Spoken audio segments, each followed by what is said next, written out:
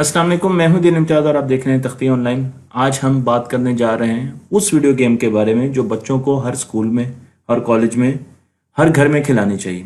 और इस video game के बारे में साइंसदानों ने बहुत सी रिसर्च की है और फिर उस रिसर्च के नतीजे में हमें इस वीडियो गेम के बारे में बताया गया है। मैं आपको ये बताना चाहता हूँ कि पिछले 10 सालों से दिमाग की साइंस पर बहुत ज़्यादा काम हो रहा है और देखा जा रहा है कि वो कौन से पढ़ने के तरीके हैं जिनसे दिमाग जल्दी चीज़ें सीख लेते हैं। और उसके लिए हम एमआरआई का सहारा ले रहे हैं। हम हर टेक्निक को दिमाग के स्कैन से जांचते हैं और देखते हैं कि पढ़ने की हर टेक्निक का दिमाग के स्कैन्स में क्या रिजल्ट आता है। और फिर उन टेक्निक्स के बारे में साइंसदान हमें मतला करते हैं जो कि दिमाग को अच्छे तरीके से चेंज करती हैं, जो कि दिमाग को अच्छे तरीके से बदलती हैं और हमारे नए और उन टेक्निक्स को ख़त्म किया जा रहा है आहिस्ता आहिस्ता क्लासरूम से जिनसे हमारे दिमाग पर कोई असर नहीं आता। तो उनमें से एक चीज़ वीडियो गेम्स है, क्योंकि हमारे बच्चे वीडियो गेम्स बहुत खेलते हैं और हम ये चाहते हैं कि ऐसी वीडियो गेम्स अपने बच्चों को दें जिनसे उनकी जहानत बढ़े। तो आज सबसे पहले मैं आपको मेमोरी के बारे में बताने जा रहा हूँ, क्योंकि आज की न्यूरोसाइंस ये कहती है कि दिमाग और मेमोरी के बारे में हर इंसान को पता होना चाहिए। इसलिए मैं पहले आपको बताऊंगा कि मेमोरी क्या होती है और फिर ये बताऊंगा कि किस तरीके से ये गेम हमारे दिमाग को तेज करती है ताकि आप पूरी कहानी को समझ सकें। तो सबसे पहले आपको ये बताऊं कि सिंपल तरीके में अगर बयान किया जाए, आसान तरीके में, तो हमारी 3 मेमोरीज होती हैं। 3 किस्म की मेमोरीज होती हैं। पहली को सेंसरी मेमोरी कहते हैं, दूसरी को शॉर्ट टर्म मेमोरी कहते हैं और तीसरी को लॉन्ग टर्म मेमोरी कहते हैं। हर मेमोरी में डेटा आता है, जिस तरह ये सेंसरी इनपुट्स हैं, इसके बारे में मैं बात करूंगा। लेकिन जब ये सेंसरी मेमोरी में आता है तो ज्यादातर डेटा हम लूज कर देते हैं, भूल जाते हैं, गुम हो जाता है। और बहुत कम डेटा आगे शॉर्ट टर्म मेमोरी में जाता है और वो भी ऐसे ही होता है कि उसमें भी ज्यादातर डेटा हम भूल जाते हैं। और फिर बहुत कम डाटा हमारी लॉन्ग टर्म मेमोरी में जाता है और लॉन्ग टर्म से शॉर्ट टर्म मेमोरी में चीज को लाने के लिए और शॉर्ट टर्म से लॉन्ग टर्म मेमोरी में चीज को ले जाने के लिए कुछ खास टेक्निक्स की जरूरत होती है जो कि अगली वीडियोस में बताई जाएंगी। जब सेंसरी मेमोरी की बात करते हैं तो ये हमारी हिस्स से आती है, देखने की हिस्स से, सूंघने की सेंस से, बोलने की सेंस से, टच करने की सेंस से। इन तमाम सेंसेस से जो हमारे पास डेटा आता है वो सेंसरी मेमोरी में स्टोर होता है। इसका मतलब ये है कि आंख के साथ एक छोटी सी मेमोरी लगी हुई है, आपके बॉडी के टच के साथ एक छोटी सी मेमोरी लगी हुई है। इसी तरीके से सुनने के साथ एक छोटी सी मेमोरी लगी हुई है जिसमें जो भी इनपुट हमें दुनिया से मिलती है, एनवायरनमेंट से मिलती हैं, वो थोड़ी देर उस मेमोरी में स्टोर होती हैं और उसके बाद वो मेमोरी उसे ऐसी शक्ल में ढालती है जिसे आगे शॉर्ट टर्म मेमोरी, जिसे एसटीएम कहा जाता है, वो जान सके, प्रोसेस कर सके। तो मेरे पास यहाँ पर सेंसरी मेमोरी है, इसमें डेटा आ रहा है, इसमें डेटा हम भूल रहे हैं, लेकिन उसके साथ साथ हम कुछ चीज़ों को आगे ट्रांसफर कर रहे हैं शॉर्ट टर्म मेमोरी में और उसी तरीके से शॉर्ट टर्म मेमोरी से भी डाटा बाहर जा रहा है, हम भूल रहे हैं और फिर उसमें से कुछ डेटा को हम लॉन्ग टर्म मेमोरी में महफूज कर रहे हैं। तो जब भी आपके हाथ पर कोई भीड़ बैठता है तो फौरन आपकी सेंसरी मेमोरी एक्टिवेट होती है। सेंसरी मेमोरी बहुत छोटी होती है, इसका स्पैन टाइम बहुत कम होता है। सेंसरी मेमोरी बहुत कम ड्यूरेशन के लिए होती है। इसे कुछ जगहों पर 2 सेकंड के बारे में बताया गया कि 2 सेकंड हम अपनी सेंसरी मेमोरी को रिटेन कर सकते हैं और उसके बाद या तो वो शॉर्ट टर्म में जाएगी या हम उसे भूल जाएंगे।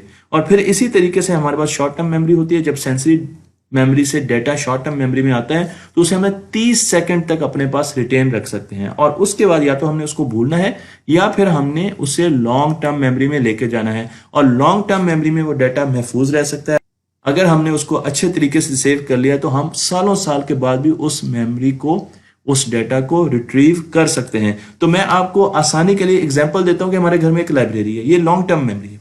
लाइब्रेरी एक लॉन्ग टर्म मेमोरी है जिसमें बहुत सी किताबें हैं और आपने एक किताब पढ़नी है तो लॉन्ग टर्म मेमोरी से एक किताब उठाएंगे और आप अपने मेज पर रख लेंगे। तो ये जो मेज है जिस पर ये किताब पड़ी हुई है, जो आपकी एक मेमोरी है, सिंपल छोटी सी मेमोरी है, कोई याददाश्त है पुरानी, उसे शॉर्ट टर्म मेमोरी कहेंगे। और शॉर्ट टर्म मेमोरी आपके माथे की तरफ होती है, आगे की तरफ होती है सर के, जिसे प्री फ्रंटल कॉर्टेक्स कहा जाता है। और उसके बाद इस किताब को जब आप खोलकर लैंप की रोशनी में इससे डाटा पढ़ना शुरू करेंगे और उसको प्रोसेस करना शुरू करेंगे, उसको विजुअलाइज करेंगे, उसके नोट्स लेंगे, तो इस वक्त आप एक और मेमोरी का इस्तेमाल कर रहे हैं जो कि मैंने आपको पहले नहीं बताया, उसे वर्किंग मेमोरी कहते हैं। तो वर्किंग मेमोरी, साइकोलॉजी में बहुत ज्यादा ये लफ्ज यूज किया जाता है, वर्किंग मेमोरी, जो कि फिजिकल मेमोरी नहीं है लेकिन ये एक थिंकिंग प्रोसेस है जिसमें डेटा को देखकर डाटा को प्रोसेस किया जाता है और उसकी बेसिस पर आप प्रॉब्लम सॉल्विंग करते हैं।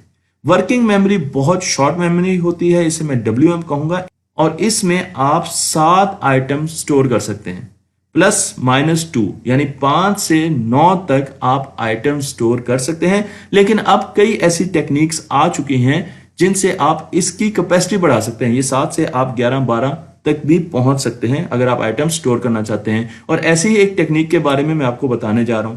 वर्किंग मेमोरी के बारे में जानना बहुत अहम है क्योंकि ये सेंट्रल एग्जीक्यूटिव बॉडी है। इसका काम यह है कि इसने डेटा लेकर उसको प्रोसेस करना है और मुश्किल चीजों के और प्रॉब्लम्स के सोल्यूशन ढूंढने। छोटे छोटे प्रॉब्लम्स हैं, 2-2 सेकंड के प्रॉब्लम्स हैं जिनके आपने सोल्यूशन ढूंढने हैं। इसमें 3 किस्म के हिस्से होते हैं। मैं आपको सिंपल, आपने इस तस्वीर से परेशान नहीं होना, लेकिन मैं आपको बताने जा रहा हूं कि इसमें फोनोलॉजिकल लूप्स होती हैं जिसमें जो आवाज आती है वो स्टोर करते हैं। इसमें हमारे पास विजुअल स्पेशियल स्केच पैड होता है जिसमें जो तस्वीरें आती हैं और जो लोकेशन होती है, जो जगह होती है, जो स्पेस होती है, उसका डेटा भी स्टोर होता है। और फिर इन दोनों को यूटिलाइज करके हम एक कहानी बनाते हैं जिसे एपिसोडिक बफर कहा जाता है, जो कि इन दोनों को कंबाइन करता है और इंफॉर्मेशन बनाता है जिसमें आवाज भी आ रही है और तस्वीर भी आ रही है। तो ये इसका काम होता है और उसके जरिए हम प्रॉब्लम सॉल्विंग करते हैं। तो आप 10 सेकंड तक वर्किंग मेमोरी में डाटा स्टोर कर सकते हैं। तो अगर ये 10 सेकंड से कम है इसका रिटेंशन टाइम, तो आप चीजों को बहुत जल्दी भूलना शुरू कर देंगे। बच्चे चीजों को बहुत जल्दी भूलना शुरू हो जाएंगे। और अगर ये रिटेंशन टाइम हम बढ़ा दें तो बच्चे चीजें जल्दी कर सकेंगे। मसलन जब भी बच्चा प्रॉब्लम सॉल्व करने की कोशिश करता है तो उसको कुछ चीजें याद रखनी होती हैं, लेकिन अगर वो बहुत जल्दी उन चीजों को भूल जाएगा तो वो प्रॉब्लम सॉल्व नहीं कर सकेगा। इसलिए थिंकिंग प्रोसेस के लिए, सोचने के लिए, कोई प्रॉब्लम सॉल्व करने के लिए, चाहे वो मैथमेटिक्स का है या रियल लाइफ, आपको अच्छी वर्किंग मेमोरी की शदीद जरूरत है, वरना आप उस तरीके से उस क्वेश्चन को नहीं कर सकेंगे।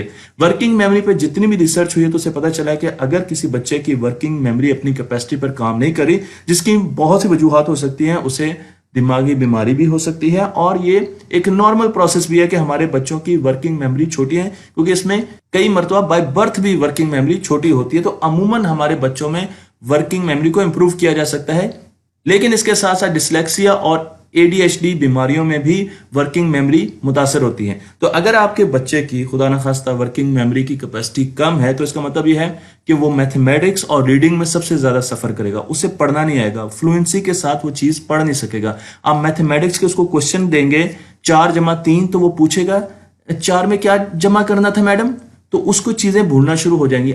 अगर आप इस बच्चे को कोई टास्क देंगे, कोई क्वेश्चन देंगे, तो वो आधा क्वेश्चन भूल जाएगा। वो आपसे बार बार क्लास में पूछेगा, मैडम आपने क्या कहा था, मैडम आपने क्या बोला था। ऐसे बच्चे जो बार बार ये चीजें पूछते हैं, तो आपको ज़हन नशीन कर लेना चाहिए कि उनकी वर्किंग मेमोरी थोड़ी है और उसको बढ़ाने की जरूरत है। ऐसे बच्चों का वर्बल इंस्ट्रक्शंस देंगे, जुबानी बात बताएंगी, तो उनको याद नहीं रहेगी। आप उनको कहेंगे कि बेटा पानी का कूलर, अगर आप यहां से सीधे जाएं, फिर दाएं मुड़े और फिर बाएं मुड़े, तो पानी का कूलर आ जाएगा। लेकिन वो बच्चा पूरे तरीके से उसे याद नहीं कर पाएगा। वो सीधा जाएगा और फिर बाएं मुड़ जाएगा और वहां पर कूलर ढूंढता रहेगा। तो उसे स्टेप बाय स्टेप चीजों को याद रखने में बहुत मुश्किल होगी। ऐसे बच्चे बहुत जल्दी बोर हो जाते हैं इंफॉर्मेशन, क्योंकि उनके पास उनकी कैपेसिटी से ज्यादा आ रही है, तो वो गुमसुम रहते हैं, वो आपको रिस्पॉन्ड नहीं करते। और हम ये समझते हैं कि ये बच्चा बहुत केयरलेस है, इसको 4 काम कहे थे और इसने सिर्फ 3 काम किए या इसने 2 काम किए, ये केयरलेस है। लेकिन केयरलेस नहीं है, बल्कि उसको एक मसला है, उसको एक बीमारी का सामना है, जो कि बहुत खतरनाक बीमारी नहीं है, बहुत आम सी बीमारी है, ज्यादातर बच्चों को होती है और उसका तदारक किया जा सकता है। उस बीमारी को हम कहते हैं कि उसकी वर्किंग मेमोरी अपनी कैपेसिटी पर काम नहीं कर रही। तो मैं आपको लेके चलता हूं डॉक्टर लीजा आर्शीबाल्ड के पास, जो कि वेस्टर्न यूनिवर्सिटी की प्रोफेसर हैं, और वो ये कहते हैं कि 40 मिनट तक आपको बच्चों की डेली ऐसी एक्टिविटीज करवानी चाहिए जिनमें उनकी वर्किंग मेमोरी इंप्रूव हो सके, तो आपको पढ़ाई में बहुत अच्छे नताइज मिलेंगे। अब बहुत से साइंसदान ऐसी ट्रेनिंग्स बना रहे हैं जिनमें वर्किंग मेमोरी को इंप्रूव किया जाता है। बाहर के मुल्कों में इन ट्रेनिंग्स को मुआवजे के जरिए स्कूलों में दिया जाता है।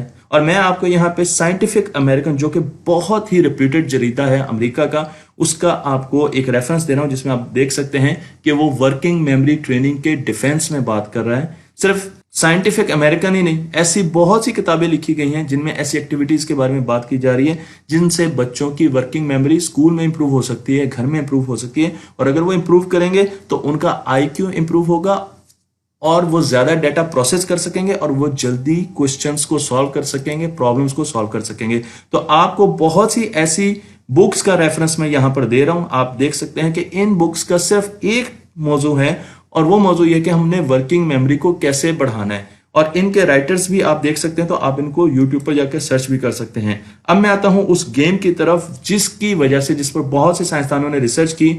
इस गेम को कम से कम भी मैंने 10 ऐसे प्रोफेसर्स, डॉक्टर्स के जर्नल्स पढ़े हैं जिन्होंने डायरेक्टली इस गेम के बारे में कहा है कि इसको बच्चों को खिलाना चाहिए ताकि हमारे बच्चों की वर्किंग मेमोरी इंप्रूव हो सके। तो मैं आपको यहाँ पर डॉक्टर जॉन के बारे में बता रहा हूँ, जो कि अमेरिकन न्यूरोसाइंटिस्ट हैं और साइकोलॉजिस्ट हैं, और उन्होंने रिसेंटली एक रिसर्च की है। और उस रिसर्च के बाद उन्होंने कहा कि डुअल एंड बैक ट्रेनिंग या डुअल एंड बैक गेम, अगर आप अपने बच्चों को ये गेम खिलाएंगे तो आपके बच्चे की वर्किंग मेमोरी बहुत ज्यादा होगी। और इन्होंने बहुत से ऐसे एक्सपेरिमेंट किए हैं जो कि मैं आपको लिंक में दिखा रहा हूं। आप देख सकते हैं कि आप मिशिगन न्यूज में जाकर इनकी पूरी वीडियो भी देख सकते हैं, जिसमें उन्होंने बताया है कि जब उन्होंने बहुत से बड़े सैंपल पर, लोगों के ग्रुप पर ये एक्सपेरिमेंट किए, बच्चों के ग्रुप पर ये एक्सपेरिमेंट किए, तो उन्हें बहुत अच्छे रिजल्ट्स मिले। और वो बच्चे जब दोबारा गए पढ़ाई में तो उन्होंने बहुत अच्छा परफॉर्म किया, क्योंकि उन्होंने उनको 30 मिनट तक डेली वर्किंग मेमोरी इंप्रूव करने वाली एक्सरसाइजेस कराई।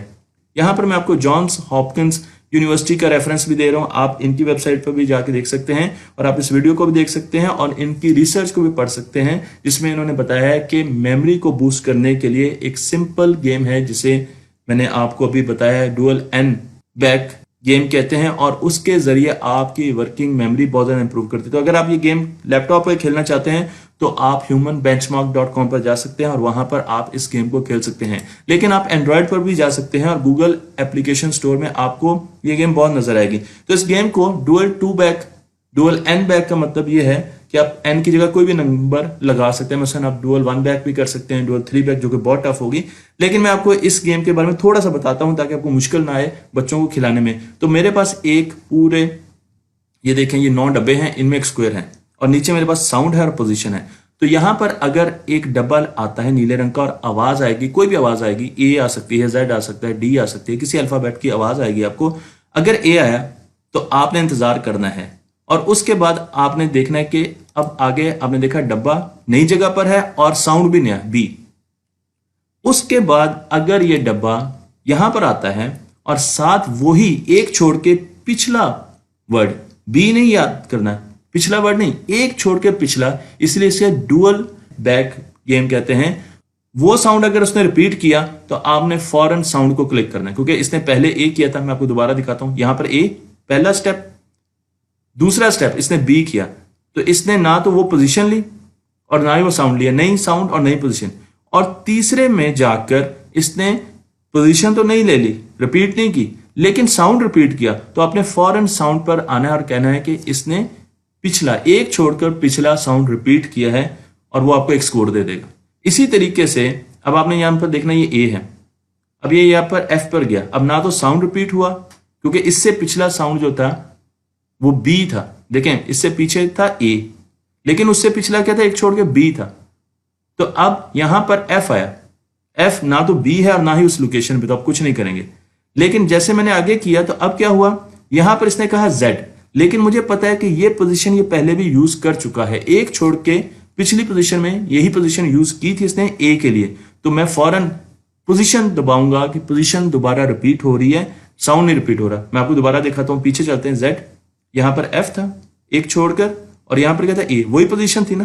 तो इसलिए अब साउंड रिपीट नहीं हुआ, पोजीशन रिपीट हुई है। तो आपने एक छोड़कर एक अल्फाबेट्स को और उसकी पोजीशन और साउंड को देखते रहना है। जब आप खेलेंगे तो आपको आइडिया हो जाएगा, और आप कम से कम दिन में 30 मिनट अपने बच्चों को ये गेम खिलवाएं और फिर देखें कि उनकी मेमोरी में कितनी इंप्रूवमेंट आती है। मैं आपको यहां पर एक दिखा रहा हूं, तो आप देख सकते हैं कि इस तरीके से ये मूव करेगा और आपके बच्चे को देखना पड़ेगा कि ये कैसे काम कर रहा है। तो जैसे आपका बच्चा देखेगा तो वो उसको क्लिक कर देगा। आवाज यहां पर आ नहीं रही, लेकिन इसके साथ आवाज भी आएगी। मैं दोबारा आपको दिखाता हूं कि मैं इसको क्लिक कैसे करूंगा। देखिएगा, यहां पर आया 1, ये पोजीशन, फिर इधर आया, फिर उसी ये साथ में पोजीशन क्लिक कर दूंगा, क्योंकि इसने पहले यहां पे पोजीशन ली थी, एक छोड़ के फिर दोबारा उसी पोजीशन पर गया, मैंने पोजीशन को क्लिक कर दिया। तो इस तरीके से इस गेम को मैं आपको यहां पर दिखा रहा हूं। अगर आप प्ले स्टोर में जाएंगे तो आपको बहुत सी ऐसी गेम्स मिलेंगी, आप अपनी पसंद की कोई भी डुअल एंड बैक, ये नाम याद रखना है, डुअल एंड बैक गेम, ये एक प्रिंसिपल है जिसके ऊपर बहुत सी गेम्स बनी हैं, जिसको यूज करके मेमोरी गेम्स बहुत बनती हैं, लेकिन नीचे principle dual and back principle होता है। इस पर बेस करके अगर कोई गेम आपको मिलती है और मैंने आपको उस गेम का तरीका बता दिया है, तो आपने बच्चों को वो गेम अपने मोबाइल पर करके देनी है और उनको कहना है कि आपने 30 मिनट ये डेली गेम खेलनी है। मैं अपने बच्चों को भी ये गेम खिला रहा हूं ताकि ऐसा ऐसा उनकी वर्किंग मेमोरी बढ़ सके और वो पढ़ाई में भी और उसके साथ साथ प्रॉब्लम सॉल्विंग में, रियल टाइम दुनिया के प्रॉब्लम सॉल्विंग में भी तेजी से अपने फैसले कर सकें। मुझे उम्मीद है कि आपको ये वीडियो पसंद आई होगी। तख्ती ऑनलाइन को लाइक कीजिए, शेयर कीजिए और इस वीडियो गेम को या इस गेम को जरूर खेलिए। और साथ साथ ऐसी ही कुछ एक्टिविटीज आप अपनी क्लासरूम में भी बना सकते हैं, बच्चों को फ्लैश कार्ड के साथ दे सकते हैं जिससे बच्चे फर्दर इंप्रूव कर सकते हैं।